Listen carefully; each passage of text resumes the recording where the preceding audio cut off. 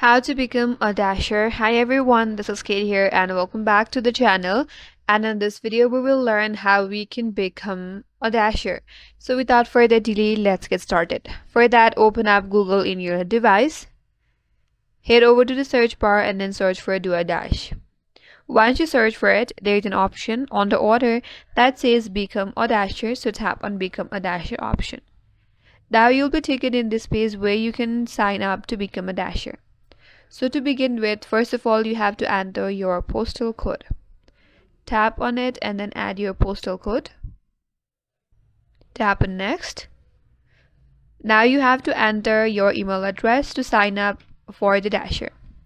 So provide your email address. Tap on next. Now you have to enter your phone number. So add your phone number, then tap on sign in. Then DoorDash will send an automated SMS for the informational purpose or to provide the service.